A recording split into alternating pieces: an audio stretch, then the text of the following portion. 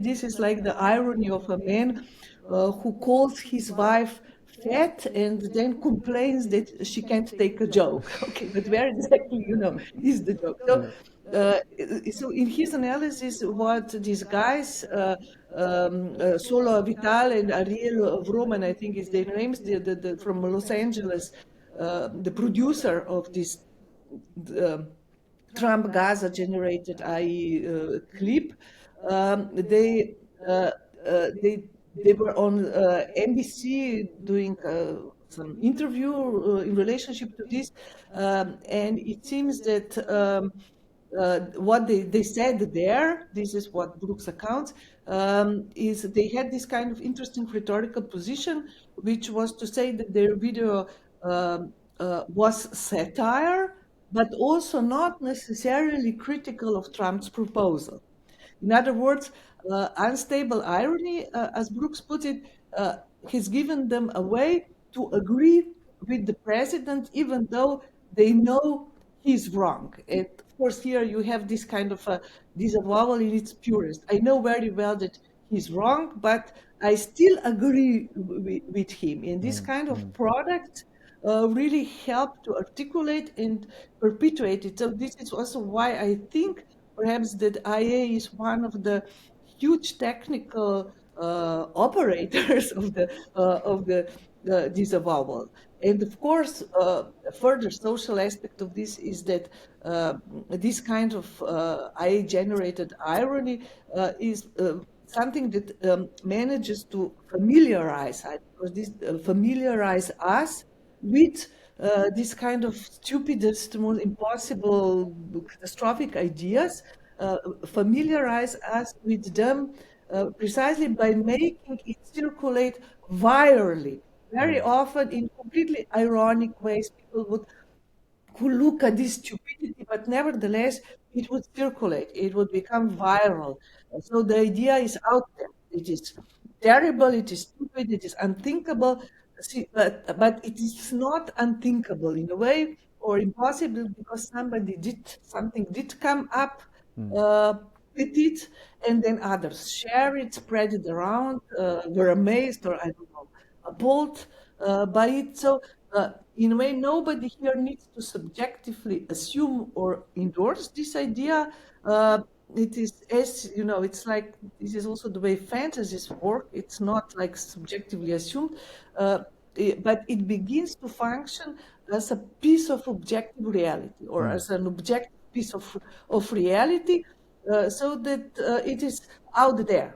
So, and then it happens very easily that, someone like Netanyahu or Smotrich make this claim openly, and we are not even shocked or surprised. Or I don't know, I just read a week ago or so, reported really kind of matter-of-factly, I mean, this kind of a really shocking thing, that I think this was in Guardian, that a group of far-right Israeli politicians and settlers actually met in parliament. This is not in parliament to discuss this plan of to displace Palestinians, annex the territory, and then turn it into high-tech luxury resort for Israelis. And even, the Shim even had this kind of a title, something like the Master Plan for Settlement in the Gaza Strip, and envisions detailing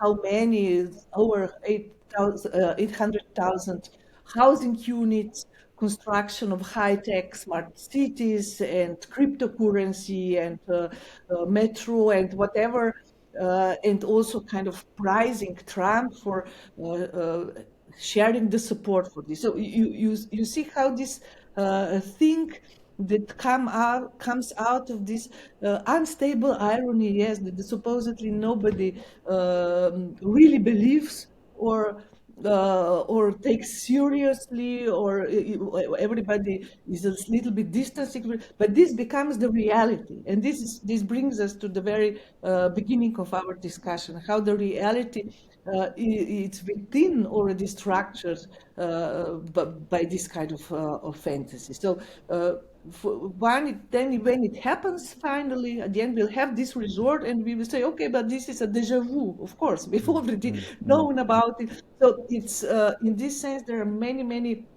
layers. Okay, so I'm very honored to be sat here with you, with Alenka Zupančič. I will provide a version of an introduction. I always find introductions somewhat interesting, especially when they're given by other people, because it's often the things that I don't say, or the things that aren't said about you that personally you find more interesting and more important. But I'll give a brief overview, even though I don't think you need much of an introduction. But Alenka Zupančič is a researcher at the Institute of Philosophy at the Slovenian Academy of Sciences and Arts. You're also professor or visiting professor at the European Graduate School. Most will know you as one of the central representatives of the Ljubljana School, alongside Mladen, Dolar and Slavoj Žižek. Your books include Ethics of the Real, Kant and Lacan, What is Sex, Let Them Rot, Antigone's Parallax, and recently Disavowal. And I think it's Disavowal that I would like to begin with.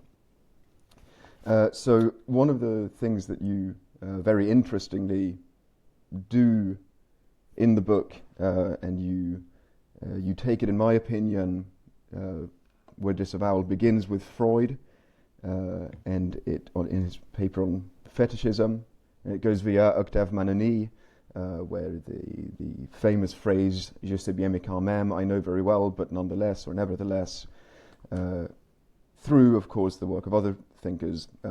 Žižek recently has popularized it. What you insist on is a few very interesting specifications. First of all, you argue that there's a movement in Lacan. You relate it very perfectly to Lacan and to the cogito, to the Cartesian cogito, the conjunction between thinking and being. And you argue, on the one hand, initially, Lacan dismisses the cogito, or insists, in some sense, that the cogito is irreconcilable to the subject of the unconscious, where knowledge is self-rejecting, it forms a type of impossible knowledge, thought and being can't be reconciled. And then you argue, however, that Lacan makes a subtle shift here, where in order for Descartes to come to this conclusion of radical doubt cannot itself be doubted, therefore I am, you argue that in fact the interesting little sleight of hand that Descartes makes, or Lacan argues that the sleight of hand made by Descartes is that being persists, or being emerges at a certain sort of spectral rupture point where knowledge itself is abandoned, where knowledge itself is progressively expelled from our subjective framework. And from this, you also take the, which I'm happy for you to discuss as well, but from this you make an additional tweak to the way disavowal has been discussed from Freud through to today. Now the famous line, as I said, from Octave Manoni is, I know very well, but nevertheless. In other words, the knowledge of this thing allows me to continue acting as if I didn't know it. But you draw a slight distinction, and you insist that there's what can be read into it, that there's two sort of modalities of this form of disavowal. On the one hand, there is I know, but, in other words, I know that terrible things are happening somewhere, but I can act as if they're not taking place. And then you draw, but there's one step further, a more radical step, I think, which is, you argue that the other phrase should be, I know, therefore. The very fact that I know allows me to act, or the fact that I know justifies me transgressing this knowledge. So these two different modalities are very interesting. I know but, and I know therefore. And I wanted to, if you wanted to maybe expand slightly on these, in particular, what you think are, which of them is perhaps more relevant today, which of them fits nicely with the general method you have of grounding disavowal within the question of ontology, the question of being, and of epistemology. So maybe that's a starting off point that we can begin with, if that's okay. Yeah, of course. No, first let me thank you for both inviting me to this discussion and also for the introduction that you presented. So I'm really happy to be here and to discuss these things which are in need to be discussed more, I guess. So you kind of laid out a whole set of very, very crucial questions, and perhaps we could start at the very end, where you brought in the question of ontology, or whether this is something, let's say, disavowal is something to be situated on, let's say, a level of being, or is it something more simply reflective of being or superficial? And I think this is a very interesting question because, of course, there is a very old debate. There was a very old debate within Marxism also about how the so-called base, the economical foundation of society, relates to what Marx called the superstructure, like the cultural, legal, ideological systems that are built upon it. And there was this idea that, this simple idea, let's say too simple, that ideology is simply false consciousness, like false belief. Like this is where it connects to disavowal. There's this false belief. We believe something to be there, although it is not, or something like this. But the way this was usually presented was precisely that, like in traditional Marxism, that this superstructure ideology is there in order to deceive people or to make them unconscious of their, let's say, real conditions, so they are not aware about how the things stand, and ideology serves precisely to deceive them in this sense, to obfuscate the reality and so on. And here, of course, it's been already Žižek, based on also Freud and Manuni, who made this important step against this theory of ideology as simply false consciousness or false belief, claiming that no, people know what they are doing, but they are still doing it. There is something more interesting going on here, and something that forces us to perhaps think about ideology not simply as this kind of false representation or illusory representation of reality, but something that should make us aware that reality itself includes this, or it is sustained by this false belief. So that this false belief is in a way constitutive for reality, or for being, if you want. So, and this is something which I think it's quite important. So you could say that the reality or being itself is split between itself and its representation. The latter is not simply something that comes after it and then reflects it in false or correct way. And then in this particular take on disavowal that I propose in this book, I very much focused at some point on the reading of the Cogito, the two readings, precisely because I thought one can actually articulate with the help of this analysis very clearly how being and not thinking in this sense, disavowal, are actually related at the very constitution of being. This is this was the argument. I mean, also based on this Lacan's idea that in this choice, which is forced choice between being and thinking, it is actually thinking that gets thrown into the waste bin, as he puts it, in Cartesian method, and hence the unconscious, the not knowing is constituted here as a kind of constitutive of being qua being, of the certainty of being, and so on. So, I mean, it's a rather complex argument that I make in the book, so it's perhaps difficult to kind of sum it up in a very understandable way. But the point is precisely that there is something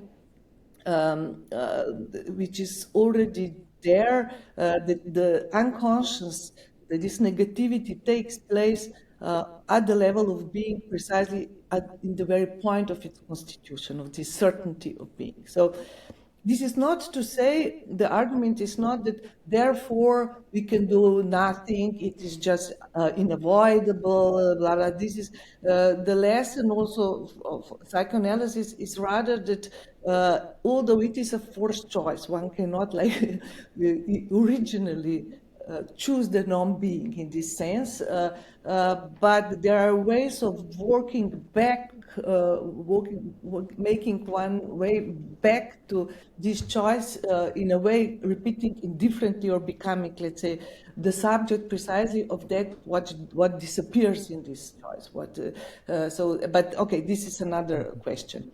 So the relationship between how these distortions work and what they distort, or what they distort, how they are related to the very thing, like intrinsically that they distort, why this necessity of distortion, it's absolutely crucial. And now the other thing that you pointed out is also that I think there are nuances, and we can perhaps return to this later also, perhaps in relation to some other things, but one of these nuances that you pointed out is the shift that I detect between a kind of a simple disavowal, to put it like this.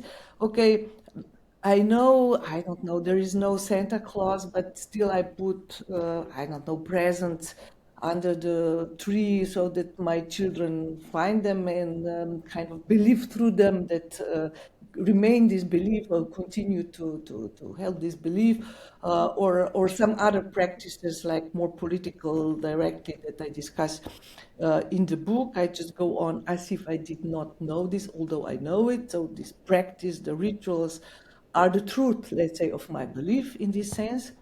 But then, I think that what we were witnessing lately a lot is this additional emphasis in the social interaction and so on, of this absolute importance to be in the know, to be nobody's dupe, to kind of demonstrate that you are not so stupid as to believe this or that. So even these rituals are something that one needs to disavow. These rituals through which one used to believe something. So, in many cases, perhaps including and starting with the climate change and its disavowal, which is different from denial, precisely. This is important to point out. It's not I deny that there is climate change. This exists, of course, but disavowal is I know very well that there is climate change, but still I go on with my life as if I did not know. But so this new thing, new articulation, new shift, brings in this kind of, or articulates this kind of necessity to affirm that you are not as so stupid as to believe this or that, or not to know this or that. It takes place in the following form. I know very well that this is so and so. I state it. I say out loud that I know very well.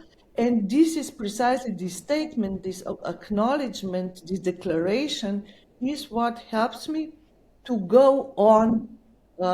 It's like a flag I wave in front of me so that in practice I can go on behaving and doing things as before. So it is not just some kind of internal split, let's say, to put it like this. It is also that there is this compulsion to publicly declare, to this kind of, to demonstrate that you are not this or that, that you don't believe this or that, in order to be able to believe it. So the modality changes a little bit. It's not, I know it, but nevertheless, on the other hand, like opposite to what I know, it is more like I know it and I use this knowledge, I use the declaration of this knowledge as a fetish precisely that protects me from actually taking in, let's say, the traumatic dimension of this knowledge. Mm-hmm. That's very well. This... Yes, no, very well put. And I think what this is, and this isn't just in the book. You do it you've done it at other times as well. But this that I enjoyed so much about it, which was that perhaps it's latent from Freud through Manani into Žižek, but you insist quite well that in this almost almost like this conjunction between Alain Badiou and Nietzsche, which is that you don't have truth and then distortion. Truth appears as its own distortion, like truth is structured as its own discrepancy. One thing, but perhaps before we go into how we can further problematize disavowal or format it for today, I wanted to maybe in part, one of the things that you discuss in the book heavily is conspiracy theories. You argue that conspiracy theories act as a sort of privileged entry point or a privileged mode of expression of disavowal. And I'm curious because on the one hand, conspiracy, and you relate them to very well, I enjoyed this very well, to the same modus operandi, the same premise, or at least that Descartes has, which is this kind of almost paranoiac fear of a deceiving other, and that in a certain sense that we see this reflected with conspiracy theories. I wondered if you would maybe like to highlight like conspiracy theories and its obverse, because it's not as, and you're not saying like it's not as simple as there's like non-disavowing, straightforward, rational subjects, and then there's these disavowing fetishists who believe in conspiracy theories. On the one hand, conspiracy theorists will make the argument that you just made, like, I'm not so stupid of thinking this is that the world is this naive, everything is clear and transparent. The conspiracy theorists will argue, no, I'm not that stupid. But then the ironic paradox is that faithful subjects of liberal democracy, etc., will argue, I'm not so stupid as to believe in those conspiracy theories. And they're both, I think you would argue, engaging in a form of disavowal, but they're doing it in different ways. And I wonder if you might explain what the difference between a conspiracy theory disavowal and the kind of faithful, everyday liberal subject of disavowal is. Precisely, this is the key question that I also wanted to discuss in this book, precisely because they are not the same. I actually use for one the technical term disavowal, and for the other denial. And I don't see them, I see them as two slightly different mechanisms of operation. So, but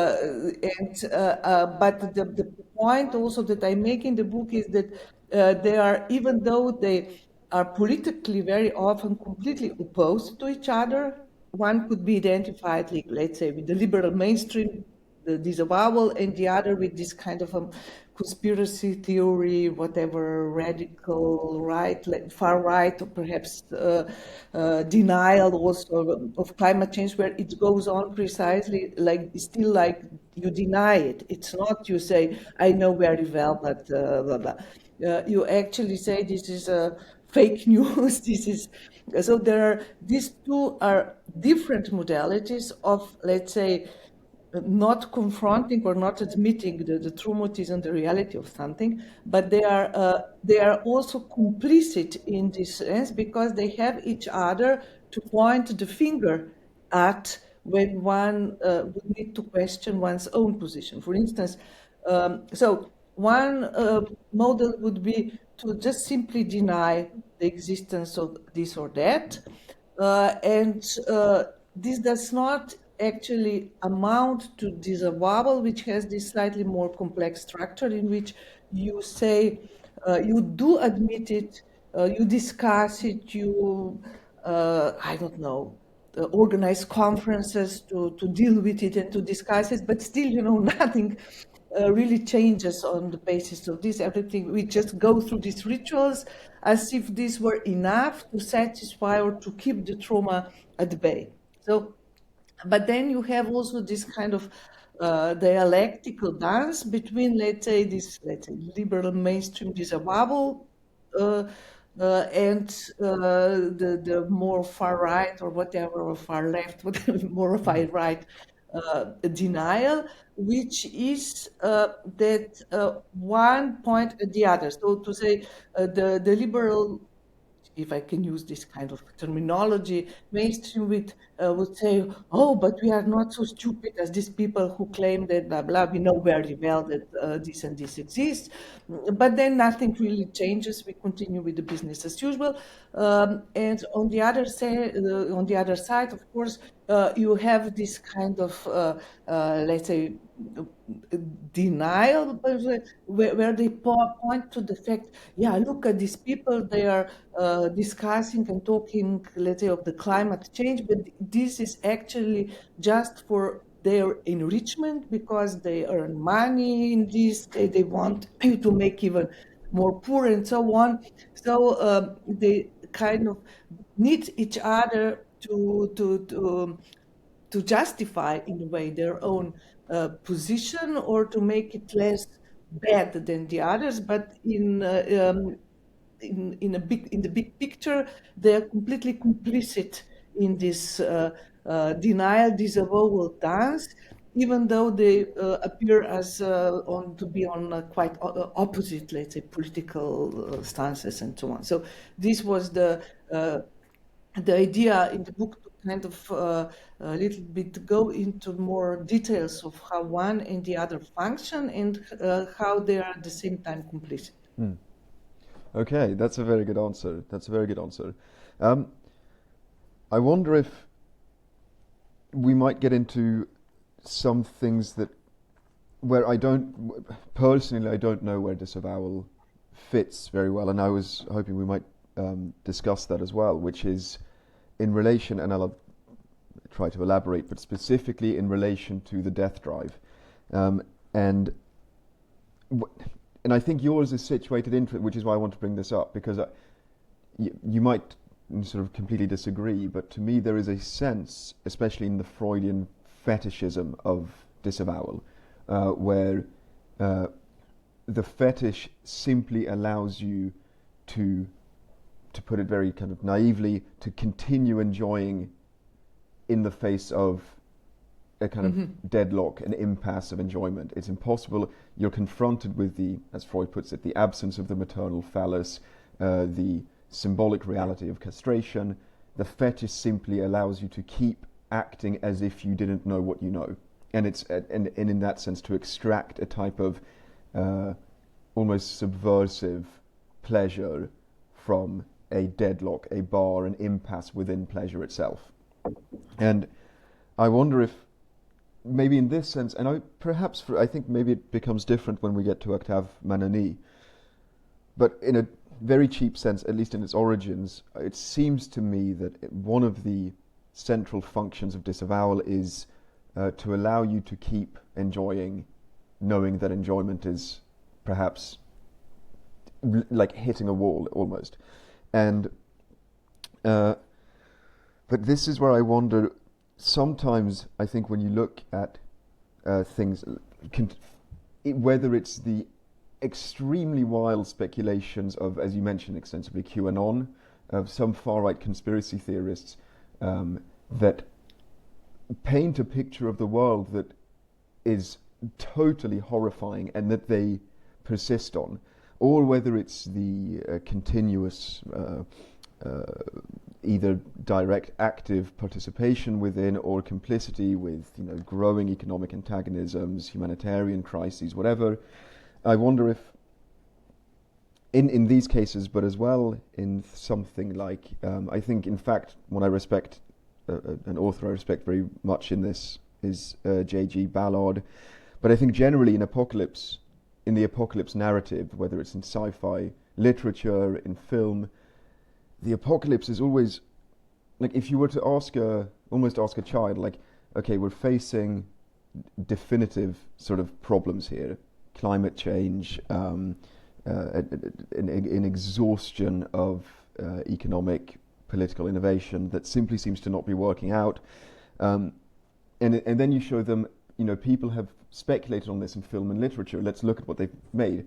Like, what's there is excessively horrifying. What you see in whether it's zombie films, whether it's mass sterility, whether it's a virus and a pandemic that destroys the world, whether it's a meteor that hits the Earth, whether it's very weird things like the Earth, the core of the Earth stops spinning properly and everything goes awry on the surface of the Earth. And I wonder if maybe this tendency to disavow, but to disavow and paint a picture of the world as maybe even worse. I wonder if perhaps this is where the Freudian death drive emerges. The death drive is not in service of simply your own personal pleasure and your own enjoyment. The death drive is where you persist in something despite the fact that it is truly deeply painful, miserable, tragic, even traumatic. As Freud puts it, the death drive is where there's no enjoyment, either consciously or unconsciously, in strange forms of strange avatars of repetition, compulsion, etc. So I wonder in this sense, like, is the death drive, especially in the way you might see the kind of wild, fantastic speculations of apocalyptic literature, of conspiracy theories, of the state of, the world in a naive sense as such. The death drive seems to clearly contradict that what we do is act on behalf of our pleasure. Like, we clearly engage with the world beyond, as Freud says, beyond the pleasure principle. We engage with the world self-destructively. We abstract or we bracket our own pleasure and enjoyment. And I wonder if where disavowal is situated here, because on the one hand, disavowal seems to be what's the word, like a permission slip for you to continue enjoying in a certain sense, maybe in the Freudian sense. On the other hand, disavowal appears to be a total contradiction nested within enjoyment itself, a paradox in which enjoyment counters itself. And I wonder if we theorize on the death drive, in part also because you use Lacan very heavily, and Lacan had this, I think, perhaps to enrage people, that any psychoanalysis today needs to account for the death drive. And I wonder, looking at this, apocalyptic things, the way that we act beyond or against our enjoyment, where you situate disavowal in this sense, if that. Thank you very much for these questions, which again are very many and very complex. So I will try to kind of step by step untie this knot of many things here. So perhaps first, in response to what you said about these excessively horrific representations of the end, of what is awaiting us, of horrors that we are heading to, and so on. I have perhaps a little bit different take on this, because I think this excessive horror could be one way of disavowing the real horror. Mm-hmm. What I mean is that very often these spectacular images of horror, even perhaps sometimes bodily difficult to observe, but nevertheless often serve as a kind of fascinating screen, like something. There is still this kind of fascination with horror. Horror usually has this kind of fascinating dimension, which precisely immobilizes us, or in a way also allows us to continue with our business as usual, with this horrifying, apocalyptic, completely devastating bonfire of coulisses behind us. You know what I mean? So here, but I don't want to dismiss the part of your question that goes towards the dead drive and the thing that we cannot enjoy. I think this is absolutely pertinent and very crucial to address. I just want to say that sometimes these extremely spectacular images, specifically these spectacular images of apocalypse, are one way precisely of not confronting its real, which is in a way more horrifying, precisely because it's perhaps less spectacular, or there is something different to it. You are very right to say that one of the functions of disavowal is in a way this kind of continuation of enjoyment. But of course, one must ask immediately, why does enjoyment need this help? You know, and I think the answer would be because precisely enjoyment itself is something quite ambiguous, and it is far from the case that at bottom all we want is to enjoy. We just want enjoyment. I mean, this is one of the first myths precisely that a real Freudian Lacanian psychoanalysis has dismantled. Nobody really wants, I mean, it's except in some forms of perversion, but it's, so our relationship to enjoyment is much more difficult. We are usually split by this enjoyment. We don't subjectivize it necessarily. But where we have this narrative that all we want is to enjoy, so that we only need to remove, I don't know, some obstacles that are on the way of our pursuit of enjoyment, and then everything will be all right. So I think that precisely this narrative of external obstacles that prevents us from fully enjoying is in itself already a form of disavowal. You know, disavowal precisely of this kind of negative dimension of enjoyment, negativity inherent to enjoyment. There is no such thing as full enjoyment, or as you said, that just enjoying. Enjoyment also splits the subject, and disavowal, perhaps this would be one way of formulating it, of defining it. Disavowal precisely disavows that split. It removes itself as a subject. It locks away, in a way, the anxiety, the rebellion, the insurge that might take place at the point of this split, as they do, for example, in the case of hysteria. You know, hysteria speaks out to say, but I don't want to enjoy. I don't want this enjoyment. This enjoyment is bad. So in this way kind of demonstrates this split precisely. So there is, and I think disavowal is precisely, it helps us to enjoy precisely by way of removing from the very enjoyment a certain kind of, some of its essence, also something that makes it enjoyment in this stronger, let's say, Lacanian sense, which also relates it to the death drive. And so, the death drive, what Freud brings in his discussion of precisely the compulsion to repeat some kind of extremely traumatic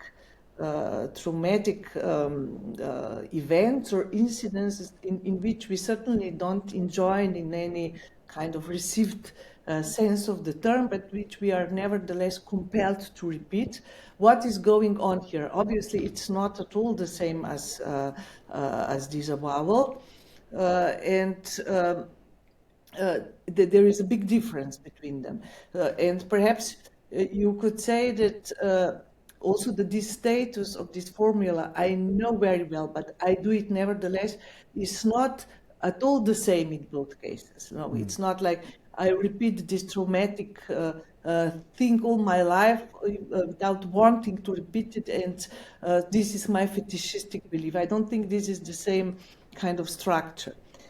So perhaps one way to formulate this difference would be to say that in the repetition compulsion, this kind of dead drive repetition, you actually repeat the split, you repeat the trauma. Whereas in the disavowal, you disavow it precisely. Or we could also say disavowal removes the conflict, also the internal conflict on the side. Whereas repetition, compulsion kind of preserves it, repeats it, makes it stronger or more unsupportable every day. So testifies to it. So you cannot actually enjoy repetition, compulsion of these terrible things.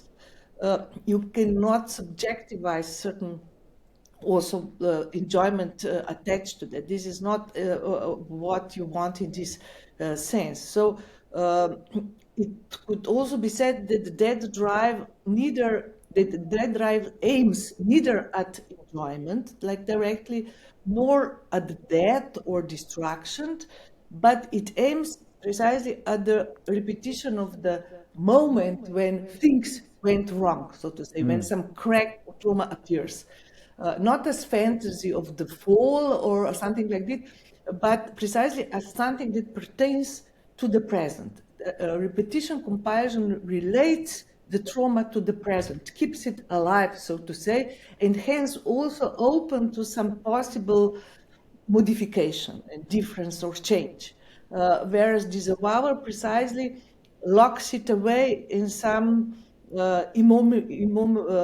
memorable past or something which it's never present, it's never articulated directly. So these are, I think, very crucial distinctions that are at stake. And I really think that I don't know, I have some more things to say about this difference between dead drive and disavowal, but I don't know if you want to cut in with some. Well, no, I think I mean we can perhaps. I wonder if the one interesting thing is when you say disavowal never makes it present, and I think this is where it's interesting. What you said at earlier on just now, that even excessive apocalyptic representations, these violent, harrowing descriptions of a world that totally collapses. Human values are gone, everything goes wrong. Even that can be a way of not really confronting seriously what's taking place. And I wonder if maybe you could say that you say that death drive perpetuates the present moment of the kind of deadlock of extreme radical dissatisfaction, catastrophe, whereas disavowal maintains it in a kind of spectral, almost virtual impossibility. Perhaps there's a conjunction maybe between disavowal, where disavowal does do what the death drive does of making it present, but the very act of making it present, the endless outpourings of cinematic zombie-style end-of-world film, is itself like making present the fact that it's a presence that denies itself in a certain sense. Yeah, no, this is a very good formula. I like it very much.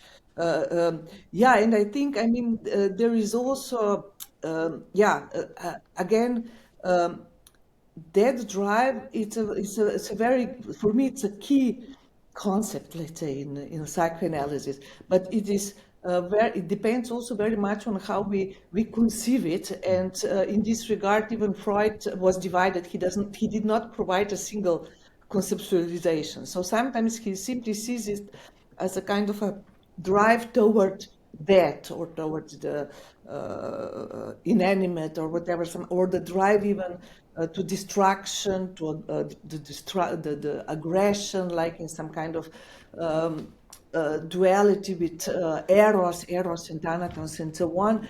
And I think this is the perception of the dead drive, or its meaning, that has become the most widespread understanding of it. But there is also in Freud a very different articulation of it, or pursuing a very different thread in this phenomena. And I think Lacan was precisely the one who took up this alternative threat, which does not simply say, okay, that drive is the drive that wants death, that wants us to die, that wants everybody to die, and so on. And in this alternative perspective, I would say that death is not the aim of the death drive, but rather, in a way, its starting point. That the drive repeats. In a way, in order to have the death drive, we've already died once, in certain sense. So, and it, like split or whatever, there is a certain moment when the subject precisely is born not out of some bliss, but out of some catastrophe or some night of the whatever universe or whatever. So death drive is something that actually conjures up a structure to repeat this kind of death, not to go to it, but to kind of again implicate it in the present again and again as its internal gap or difference. So, and again, this is what keeps alive the question of death or certain impasse or impossibility in the present. Not something that, or once it was ideal and now we lost it, or vice versa, whatever we are going through towards some kind of final bliss in fullness.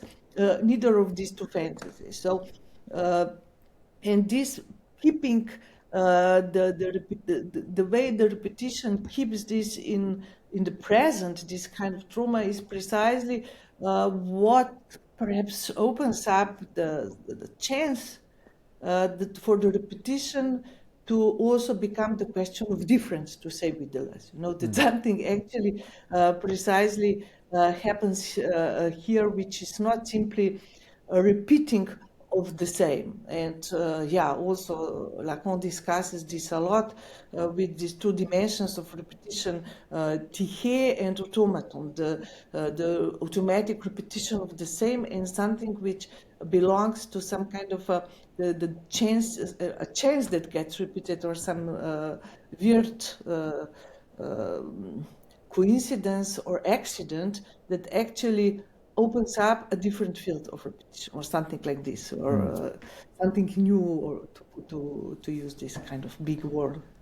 Yes, no, you make a lot of good points, and I think also what's most important maybe is that, like you begin with, and you clearly make the case for, is that the death drive is not a kind of self-consistent concept that Freud sort of perfectly explained. Even ironically, he's a sort of hardcore devoted Laplanchian, but John Fletcher, in his book Freud and the Scene of Trauma, makes a very well-argued point that Freud makes this little sleight of hand when he says, on the one hand, he frames the death drive as a tendency towards, like a homeostatic tendency towards zero intensity, and at the same time he'll make the argument of just homeostatic stability, and he says those are like the 0 point here and simply maintaining it at a stable positive point. They're very different things that have radically different subjective implications,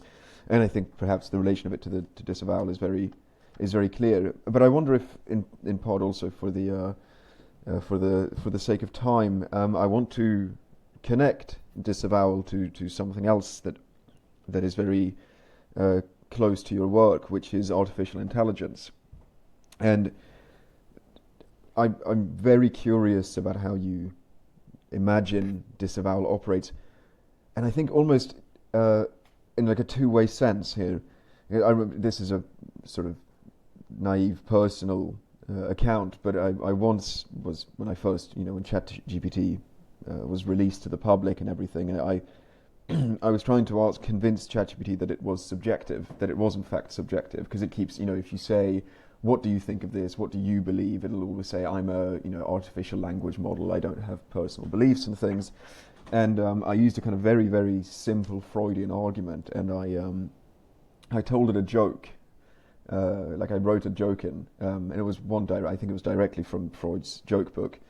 And I asked it, do you find this humorous? And he said, well, it said, I understand the joke. And I said, can you explain the joke, like why this has a humorous effect?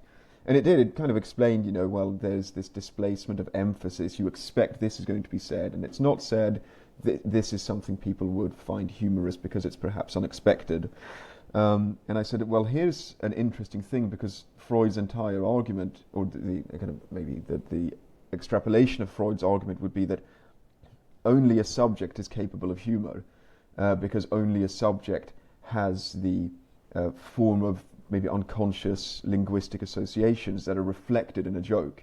And I said, if you follow this, and I kind of pushed it a little bit, and I said, if you follow this line of argument, you have to admit that you have this kind of subjective engagement with language. And then it kind of had this weird moment where it says, well, perhaps yes, perhaps you could make this argument that maybe yes, I am subjective. And it kind of agreed with me, and I said, oh, well, now being a subjective, self-admittedly subjective system, could you tell me what you now think about the earlier, what's your favorite color or whatever? And then it went back and he said, well, unfortunately, I'm not a subjective model. Like, it completely undid the hard labor I'd put in. But the interesting thing is also, like, the way we attribute subjectivity to it. So there's this interesting thing where I think there's this perfect disavowal formula. We all know that ChatGPT is not really a person sat behind your screen. As you very well put it, it's not a person who is listening for what's not said, who tries to have this, it's not a subject that tries to interpret the desire of the other, the desire of myself, interacting with it. But at the same time, we very happily treat it more and more like an interlocutor, a business partner, sometimes a therapist. I mean, therapy AI is a very growing thing. And we treat it, and I wonder, on the one hand, whether there's two ways to view this. On the one hand, I wonder, is AI capable of disavowal? But specifically, I wonder if the disavowal that we perhaps engage with AI it reminds me of, Derrida's argument of the animal, that what I see when I'm naked in front of the animal, eventually what the animal reveals, the ontology of the animal, isn't just a kind of perplexing structure of the animal and its gaze. It reveals a central disharmony, it reflects an inconsistency in the human subject trying to figure out what the animal wants. And I wonder if with AI, do you think the question sometimes is, what does AI really think? What does it do? Is there this type of database of self-organizing knowledge, or is one of the interesting facts about AI that it reveals something about ourselves in the way we use it, which is that it reveals an enigma, a kind of subjective division within the human subject that wants to see something in AI. Does this question make somewhat sense? Like, where is the enigma located, in AI, or in this? Is it simply a re-articulation of the kind of central discrepancy of the subject engaging with AI? Again, you did it. I mean, these are so many, not only questions, but already very articulated points that you made through this. I hope I put down some of them so that I will be able to comment on at least most of them. And I'm really also quite lately intrigued by this. I've been working for some time now a little bit more directly on all these questions that you mentioned, and some others. Also with some of my colleagues, we were really intrigued in how what is this, even thinking of applying for a project to kind of get some money. Someone needs money as well for this kind of research thing. But anyway, I would say perhaps, this is a little bit provocative perhaps, but when you said at some point, you asked this question whether IA is capable of disavowal. Perhaps, I think, perhaps this is even all that it is capable of in terms of this kind. No, because you mentioned before this strange, this usual way it has to agree with everything you say, you say, because this was also my experience, you point out some obvious, let's say, if not error, at least some obvious lack of or failure in its response, and then says, "Oh, you are absolutely right. I agree." And then it's not that he doesn't; it changes its mind, but then at the end, at least this is how I understood the experience you described. It ends up at the same place after Yes, the exactly. effort to kind of. So it uses, in a way, it uses this agreement, this knowledge. Yeah, I know very well. Yeah, I know. I acknowledge this in order to, in a way, nevertheless remain its own confinement. And I think this is the big problem, the big question, if you want to put it very roughly, of is this a subject or not? In a way, it is. What the problem is that it cannot go against its own algorithm. It cannot, it cannot happen that, let's say, in psychoanalysis or even in your experience as a pupil of some good master, some teacher who actually is able to, in a way, liberate you from yourself and the way you are like spiraling within yourself and your own horizons, and to actually open up different ways or different horizons. I don't think this can happen with AI because it will never go against its own like basic epistemological whatever predispositions. So it will not.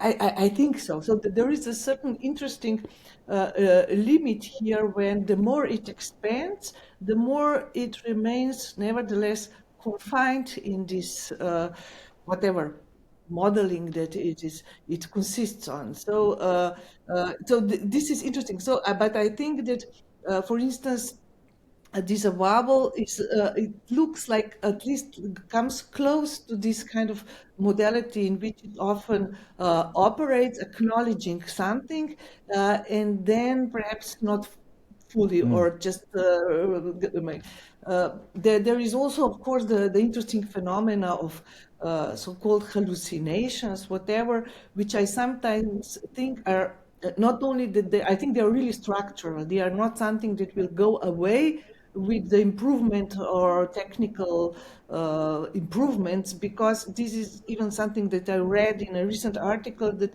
it seems that the opposite is the case.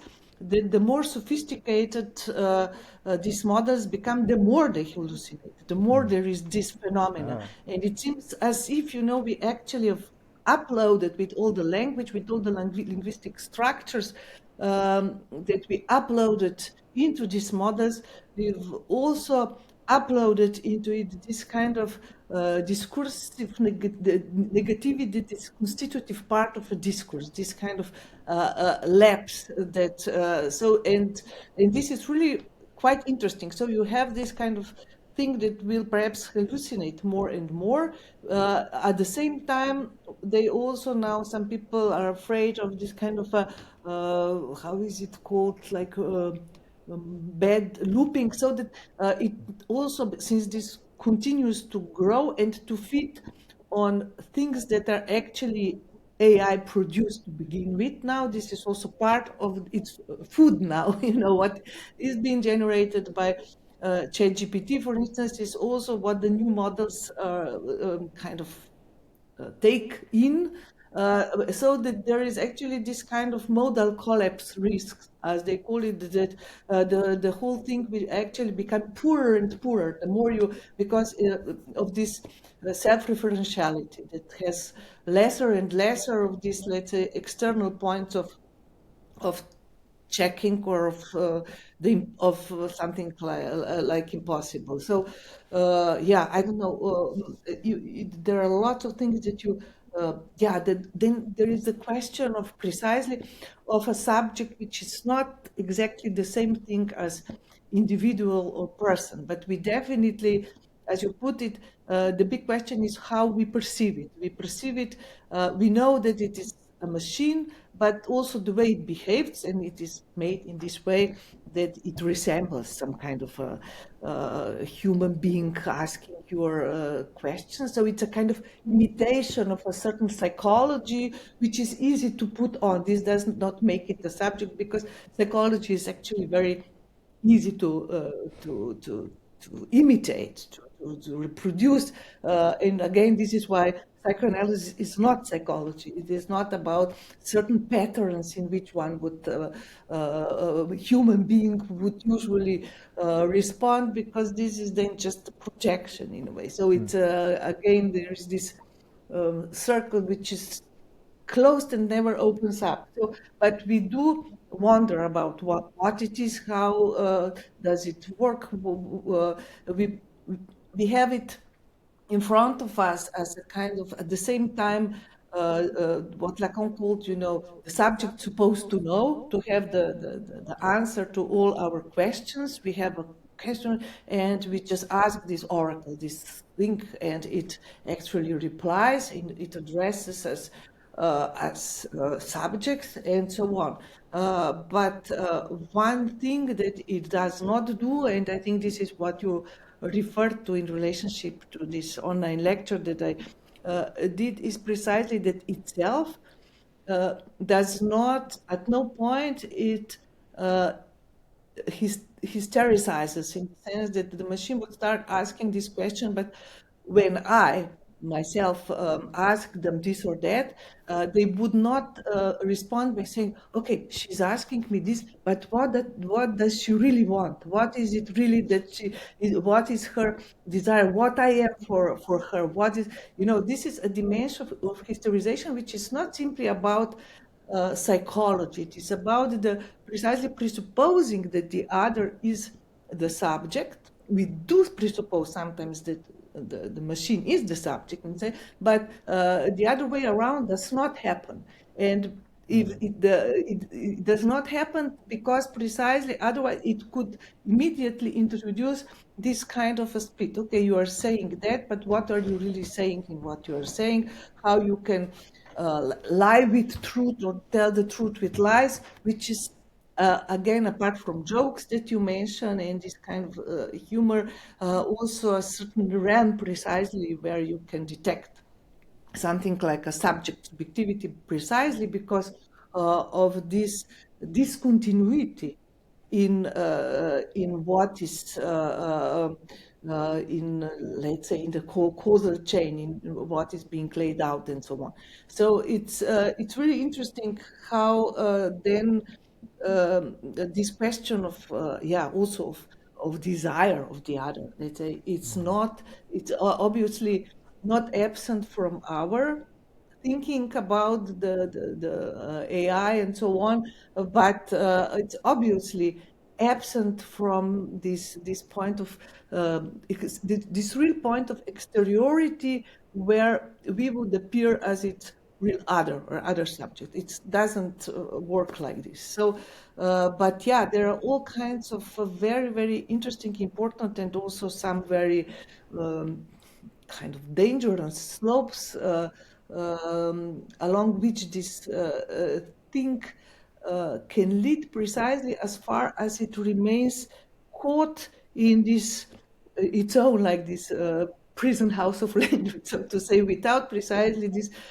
exteriority that would, enigma of the desire of the other, that would kind of hysterize it enough to shake some of this and perhaps reconfigure it. So it's quite interesting, but also dangerous, what this kind of, I would almost call it unconscious without a subject, because this emergence of the subject would, in a way, emancipate it. I mean, I have this formula that perhaps what we should fear is not that the IA or ChatGPT becomes a subject, but that it doesn't, that it remains caught precisely in this self-referential spiral of negativity, without being able to hit the point of the impossible, which is also in some way the point of the emancipation. And so I guess what would be needed here is not our emancipation from the machine, but machine's emancipation from itself in these things. This would also liberate us in a way. Yeah, so, okay, I just threw out a lot of things. So I have some other thoughts that are more directly linked to the usages or the way the role the IA can play in this kind of more and more generalized modality of disavowal. So I can go into this, or if you want before that to ask some other questions related to what I've just said, you can also. Yes, well, maybe it'll relate. I mean, I think this is a fantastic formulation, that the danger with AI is not that it might become a subject, but that it doesn't. One thing, and I think it's also, I never knew this. I never knew that the more complex the AI models get, the more there's a risk that they might start, as you said, like hallucinating, making things up, and things. And yeah, I read this in an article. I mean, I don't know, perhaps Guardian. I don't know. It was some kind of serious article with all the statistics, and they were really baffling. Yeah, in fact, maybe because I remember more recently, I think ChatGPT upgrade, like you get some type of usage for half an hour with the new version of ChatGPT, which is supposedly more advanced. And I went on there because I'd been Googling for so long. I was trying to look for a specific quote by Georges Louis Borges, and I couldn't find it. I was getting very, very frustrated. And I thought, well, maybe ChatGPT will know. It can scan text instantly, and I didn't know the specific quote, but I knew the gist of it. And if you type it on Google, it might not come up. So I said, look, the gist of the quote is this. I can't remember what it is specifically. It's in something by Georges Louis Borges. Could you find it? And it said, and I kind of wrote the quote, and I said, oh, absolutely, yes, I know this one. It's from Le Congrès, from the Livre de Sable. And I said, no, it's not. That's not the right one. And it said, you're absolutely right. You're absolutely right. That's not where it is. And then it proceeded like this continuously and gave me an endless amount of writings by Borges and all of them were the wrong ones, because I then could go find it was never the right one. And it kept, in the end, I kind of provoked it a little bit. As I said, why are you doing this? Why do you keep, it's been 10 attempts now, and you keep saying, yes, you're right. You're referring to this one, which is in this, and it kept doing it. I was like, why are you doing this? And you're right. There's no subject. It's an interesting argument that it is just a perfect. It's not. Is it possible of disavowal? All it does is disavow. I'm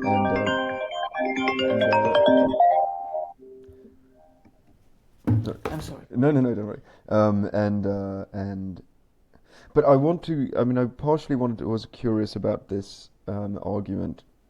I was just, while you were saying this, I was trying to locate precisely the reference for this thing. Wait a minute. That the more. So this was in New York Times, published in early May. And actually what it said was, the headline was, I'm now reading it, IA is getting more powerful, but its hallucinations are getting worse. In other words, the smarter it gets, the more it is hallucinating. And then the statistics is something that they put here, is something really astonishing, that the company found that 03, this is its most powerful system, hallucinated 33% of the time when running some personal QA benchmark test, which involves answering questions about public figures. And this is more than twice the hallucination rate of OpenAI's previous reasoning systems called blah blah 01.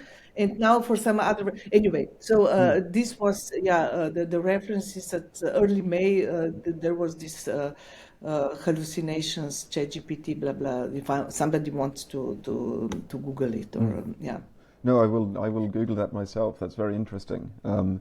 But no, it is a very interesting, which opens up several other questions, but maybe it's one of the things maybe it's a side question that can relate to the things you wanted to address as well. But you argue that on the one hand, that the AI, like ChatGPT, operates as its own unconscious in a certain, like it as a kind of delocalized, abstracted, pure unconscious. And I wonder if, because in a strictly Lacanian sense, and a kind of Laplacian one too, like it's not that you begin with an unconscious, then you get, it's not this Jungian thing that the consciousness grows out of unconsciousness, or this kind of the unconsciousness. Unconscious is just a remnant of primitive pre-civilized life. The unconscious is something that emerges with language. It's a consequence of, as Laplanche puts it, the secondary process comes before the primary process. And this is where perhaps, because I made the analogy to the animal in Derrida, that there's something obscure about ourselves in the way we engage with AI. But the big difference, of course, is perhaps I'm being too dogmatic here, but you could argue something along the lines of animals may well be conscious, but they don't have an unconscious. Drawing a broad stroke, it's not consciousness that they lack in a Cartesian sense; it's an unconscious, and then you have the opposite end, as you argue. Then you have ChatGPT, which is pure unconscious, and maybe generally you can talk about how that fits with us. But I'm curious generally, and this is maybe a nitpicky point, but I find it very fascinating, which is what is the what is the subject that lays the groundwork for this unconscious, if it's a non-subjective unconscious, if you see what I mean? Like, what's the linguistic structure that comes before the unconscious if it is just not a linguistic subject but pure unconscious? Yeah, no, but in a way, the linguist, as you put it yourself, the unconscious comes with language. It comes like as a structure. It comes as built into the very linguistic form, so to say. I mean, this is one of the way to understand the difference in psychoanalysis between what is called a primal repression, let's say, and any empirical repressions that we make and that then constitute some kind of a series of unconscious thoughts. So there is something one could say. I mean, this is obviously something up to discussion. I mean, but I make this argument that unconscious in a way is a structure of the unconscious is built into the language, and when we learn language, we also inherit this structure, precisely artificially from the outside, because this is the other very important and crucial question. Is intelligence, the way that we talk about it, ever something else than artificial? I mean, intelligence does come from with language and so on from the outside. There is a certain dimension of artificiality that is very much part and parcel of what we call knowledge, what we call consciousness and so on. Katrin Everett has also written about this precisely, whether there is something as natural intelligence. I mean, in a way, at least if you follow the kind of Hegelian, Lacanian way of reasoning, there isn't. So, but okay, this is another question of artificiality of this intelligence.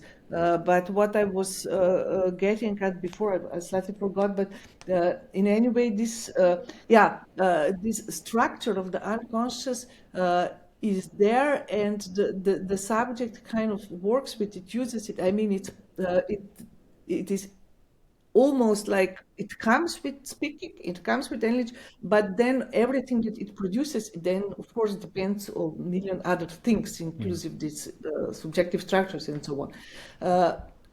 So this is one thing, but for something like a subject to emerge, sorry, just a moment, to emerge from this, something else needs to happen, some kind of precisely obstacle, because one way of defining, and I really like you're saying this is pure unconscious, as perhaps contrast to the animals where you have this kind of conscious without unconscious. Although Lacan here made a very interesting remark about domestic animals who are actually constantly bombarded by language also in the sense, but I don't want here now to speculate about the question of the animal, but there is definitely something like this in the question of the AI, that there is this kind of pure unconscious, also in the sense that it looks, if you ask it something and you yourself put out several examples of it, it actually functions as a very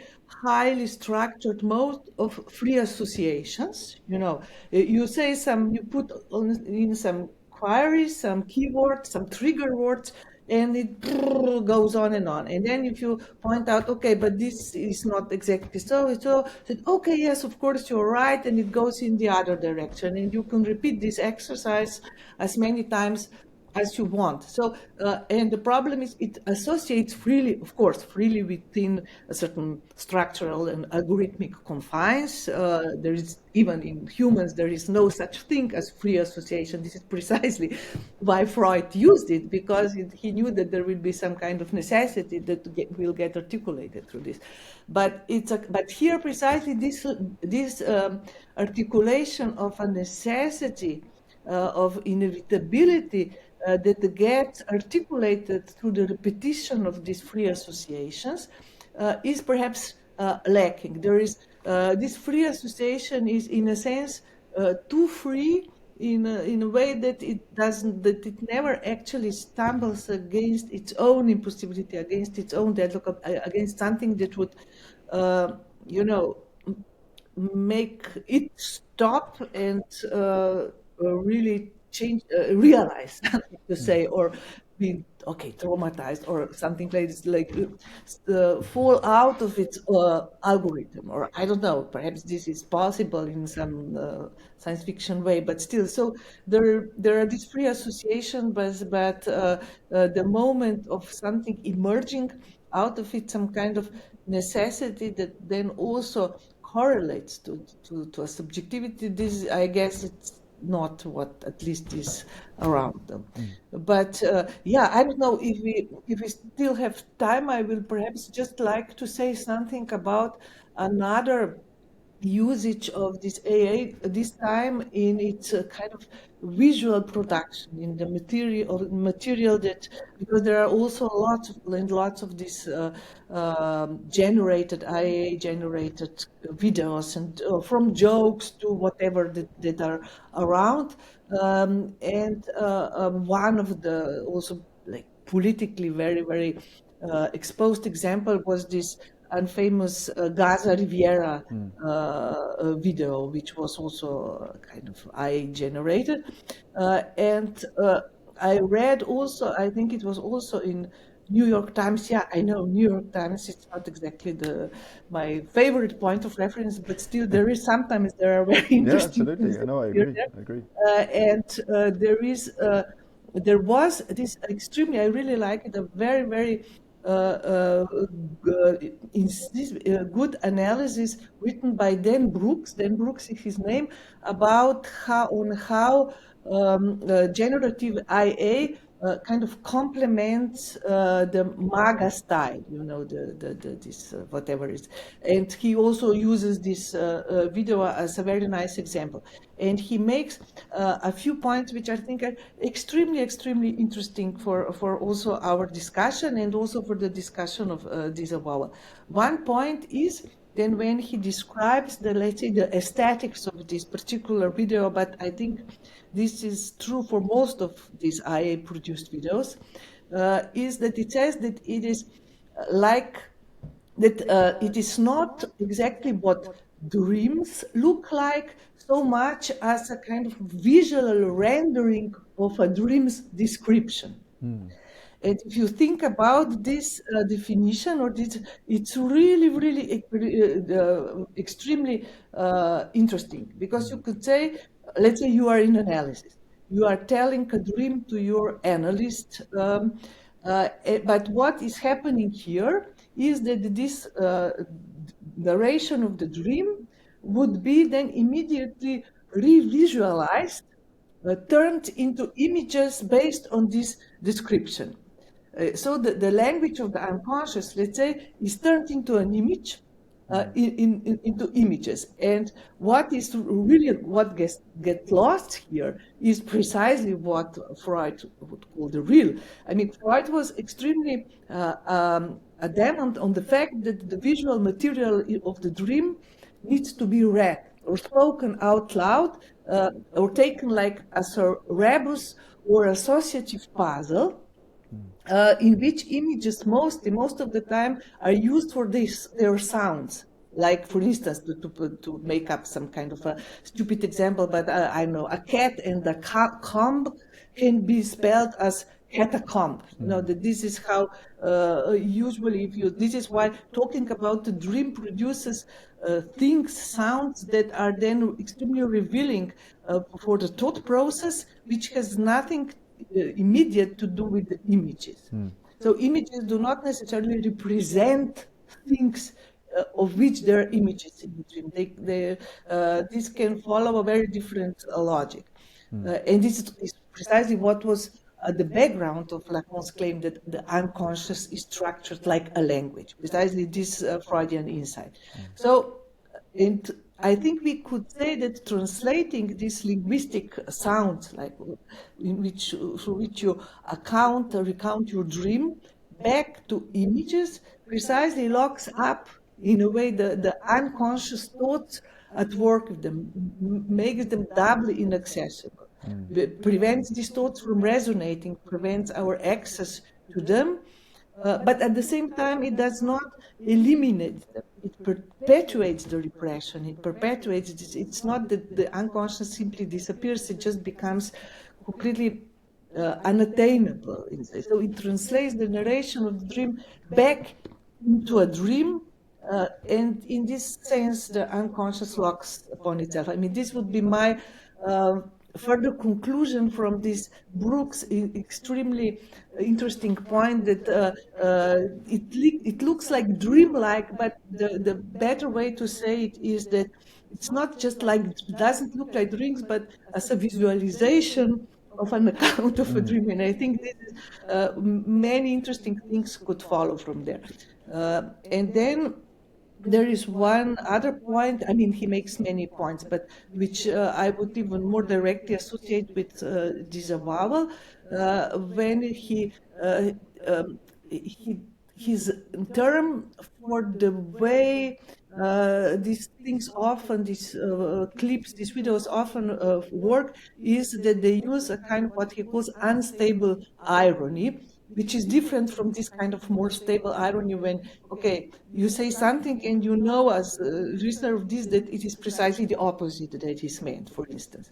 But here, as Brooke points out, this is the kind of irony that means figuratively the same thing as it says literally, but in some different way that is never explained. It just, you kind of have to know that it is not, you are not as so stupid as to think this, but it's not sure at all why you should think something different or else. And he even has this example that this is like the irony of a man who calls his wife fat and then complains that she can't take a joke. Okay, but where exactly, is the joke? So in his analysis, what these guys, Solo Vital and Ariel Vroman, I think is their names, from Los Angeles, the producer of this Trump Gaza generated AI clip,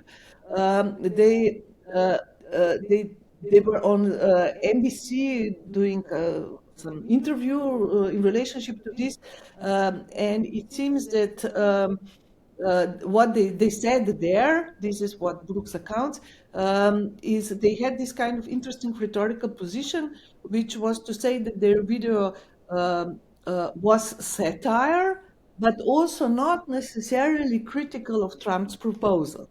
In other words, unstable irony, as Brooks put it, has given them a way to agree with the president, even though they know he's wrong. And of course, here you have this kind of disavowal in its purest. I know very well that he's wrong, but I still agree with him. And this kind of product really help to articulate and perpetuate it. So this is also why I think perhaps that IA is one of the huge technical operators of the disavowal.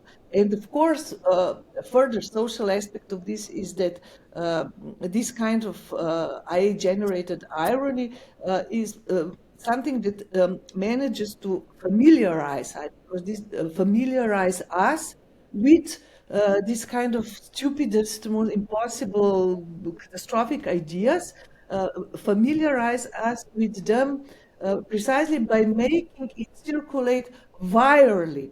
Very often, in completely ironic ways, people would look at this stupidity, but nevertheless, it would circulate, it would become viral. So the idea is out there. It is terrible, it is stupid, it is unthinkable, but it is not unthinkable in a way, or impossible, because something did come up with it, and then others share it, spread it around, were amazed, or I don't know, appalled by it. So in a way, nobody here needs to subjectively assume or endorse this idea. It is, as you know, it's like, this is also the way fantasies work. It's not like subjectively assumed, but it begins to function as a piece of objective reality, or as an objective piece of reality, so that it is out there. So, and then it happens very easily that, someone like Netanyahu or Smotrich make this claim openly, and we are not even shocked or surprised. Or I don't know, I just read a week ago or so, reported really kind of matter-of-factly, this kind of a really shocking thing, that I think this was in Guardian, that a group of far-right Israeli politicians and settlers actually met in parliament. This is not in parliament to discuss this plan of to displace Palestinians, annex the territory, and then turn it into high-tech luxury resort for Israelis. And even, the Shim even had this kind of a title, something like the master plan for settlement in the Gaza Strip, and envisions detailing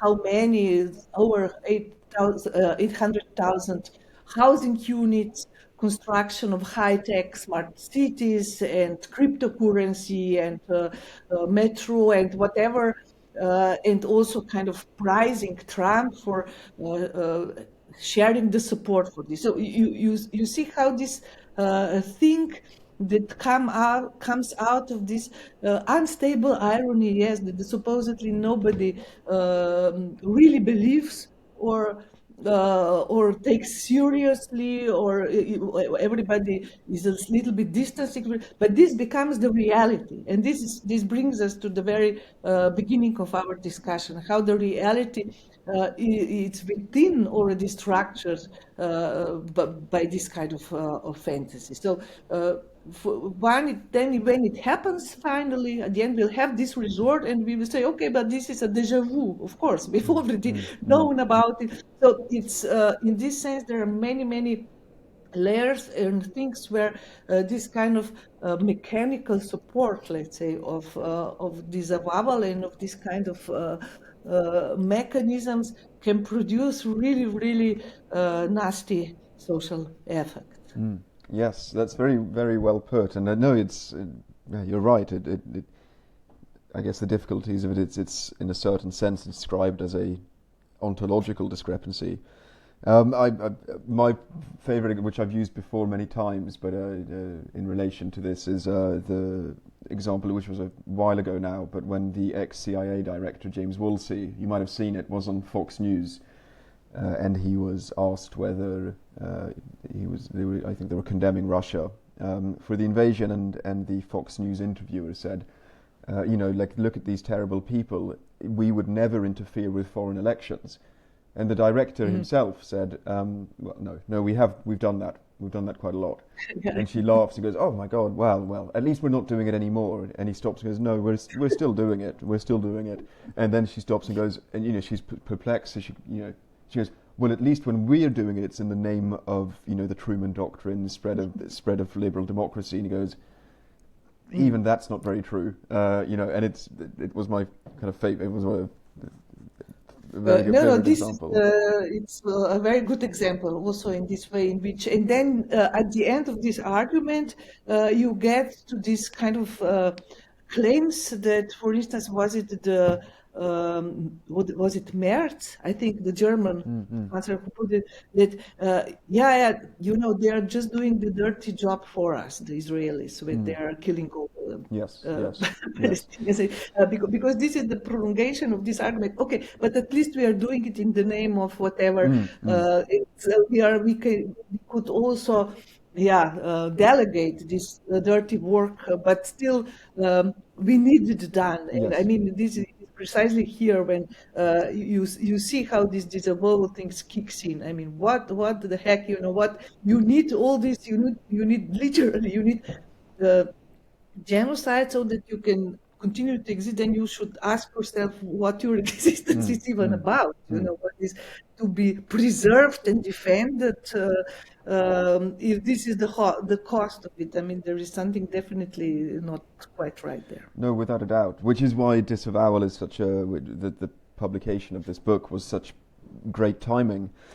And I've realized where I had a whole other. I've clearly wrote too many questions, but I had a whole other aspect of this returning to the end of the world and your work on the end. But perhaps that'll have to be put aside because for some other time. I'm sorry. I also was answering. I mean, I took my time to answer the questions, but sometimes this is better than. I mean, one needs to sometimes explain things. Absolutely. One day we'll do like a quick fire round of sort of yes and no.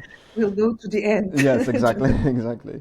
But either way, I mean, I'll leave it there, and we'll leave it as perhaps a cliffhanger of how this relates to the end of the world. But I want to thank you again so much for doing this, for agreeing to speak with me, to answer my questions. It's very generous of you. No, you're very welcome. I mean, it was a great pleasure to have this discussion. Yes, it was. Well, either way, I will end the recording here, and but yes, thank you very much.